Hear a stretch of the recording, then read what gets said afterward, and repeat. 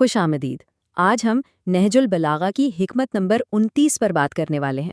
اس میں امام علی علیہ السلام ایک بہت گہرا سوال پوچھتے ہیں کہ جب تمہیں اس دنیا سے جانا ہی ہے اور آخرکار موت سے ملنا ہی ہے تو پھر تاخیر کی خواہش کیوں؟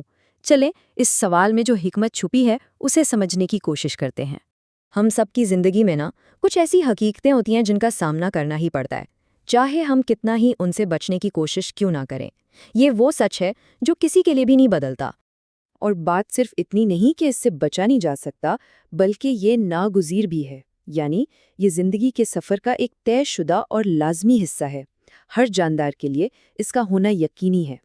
یہاں ایک بہت ہی دلچسپ نقطہ سامنے آتا ہے کہ موت کوئی بے جان یا غیر فعال واقعہ نہیں ہے، بلکہ ایک فعال شکاری کی طرح ہے، ایک متلاشی جو ہر کسی کی تلاش میں ہے۔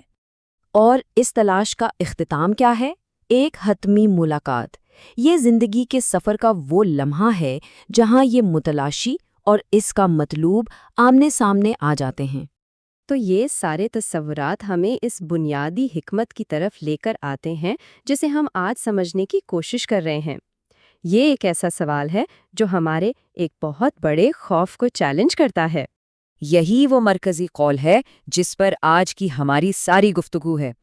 یہ ہم سے پوچھتا ہے کہ بھئی جب انجام یقینی ہے تو اس سے بھاگنے یا گھبرانے کی کوشش میں کیا عقل مندی ہے؟ تو چلیں اس سفر کی پہلی حقیقت کو سمجھتے ہیں۔ یہ ایک ایسی منزل ہے جس سے فرار ممکن ہی نہیں۔ یہ بات کتنی زبردست ہے۔ یہ ہمیں بتاتی ہے کہ موت کی طرف سفر کوئی مستقبل کا واقعہ نہیں، بلکہ یہ تو ہر لمحے، ہر سانس کے ساتھ جاری ہے۔ ہم مسلسل اپنی منزل کی طرف بڑھ رہے ہیں۔ یہاں موت کو ایک جامد اندھام کے طور پر نہیں، بلکہ ایک نہ تھکنے والے عمل کے طور پر بیان کیا گیا ہے۔ یہ ایک ایسی حقیقت ہے جس سے بچنا ناممکن ہے۔ اگر آپ ٹھہریں گے تب بھی وہ آپ کو آ لے گی، اور اگر بھاگیں گے تو بھی وہ آپ کو ڈھونڈ نکالے گی۔ اچھا، یہ جاننے کے بعد اب اس سوال کی طرف آتے ہیں کہ آخر ہم اس ناگزیر حقیقت کو ٹالنے کی یہ بیکار خواہش کیوں کرتے ہیں؟ یہ ایک بہت ہی حیران کن تضاد ہے، یعنی جن کے پاس وقت کم ہوتا ہے وہ اور مہلت چاہتے ہیں، جبکہ جنہیں لمبی زندگی ملتی ہے وہ اکثر اس سے بہانوں میں ضائع کر دیتے ہیں۔ اس سے یہ پتہ چلتا ہے کہ مسئلہ وقت کی کمی کا نہیں بلکہ ہماری نیت اور تیاری کا ہے۔ یہ ٹائم لائن زندگی کے مختصر سفر کو دکھاتی ہے، امیدوں، خوابوں اور خواہشات کے سارے مراحل، اور ان سب کا اختتام اس اچانک آمد پر ہوتا ہے۔ یہ ہمیں یاد دلاتا ہے کہ یہ سفر ہمیشہ کے لیے نہیں ہے۔ تو پھر ہم تاخیر کی خواہش کرتے کیوں ہیں؟ چلیں اگلے حصے میں اس دنیا کی فطرت کو دیکھتے ہیں جو اس خواہش کو جنم دیتی ہے۔ یہاں دیکھیں دنیا کی ظاہری شکل اور اس کی حقیقت میں کتنا فرق ہے۔ یہ میٹھی اور سرسبز نظر آتی ہے، لیکن اصل میں یہ ایک عارضی قیام گاہ ہے جو ہر لمحہ بدل رہی ہے اور آخرکار ختم ہو جانے والی ہے۔ یہ قول بتاتا ہے کہ دنیا کی محبت اور اس کی جھوٹی امیدیں ہمیں آخرت کی حقیقت سے غافل کر دیتی ہیں۔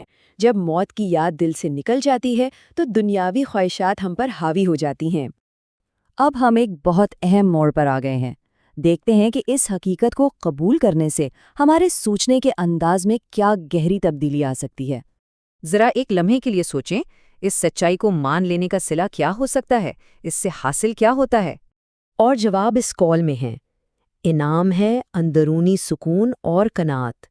جب انسان کو اپنی اصل منزل یاد رہتی ہے تو وہ دنیاوی چیزوں کی ہوس سے آزاد ہو جاتا ہے اور تھوڑے میں بھی خوش رہنے لگتا ہے۔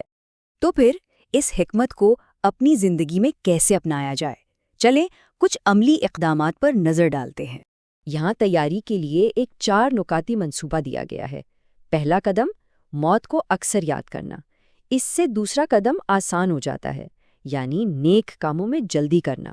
تیسرا، اپنی خواہشات پر قابو پانا۔ اور چوتھا، توبہ کرنے میں کبھی دیر نہ کرنا۔ یہی وہ سامان ہے جو ہمیں اس سفر کے لیے تیار کرتا ہے۔ یہ مثال پوری گفتگو کا خلاصہ ہے۔ ہمارا یہاں کا محدود وقت آنے والی ہمیشہ کی زندگی کی تیاری کے لیے ہے۔ ہمیں اس عارضی پڑاؤں سے اپنی اصل منزل کے لیے سامان اکٹھا کرنا ہے۔ تو خلاصہ یہ ہے کہ ہماری توجہ ان پائیدار خوبیوں پر ہونی چاہیے: نیک اعمال، علم، تقوی، انصاف اور آخرت کی یاد۔ یہی وہ چیزیں ہیں جو ہمارے ساتھ جائیں گی۔ اس گہری حکمت پر غور کرنے کے لیے آپ کا شکریہ۔ अगली हिकमत की वजाहत के लिए हमारे साथ जुड़े रहें और सब्सक्राइब करें।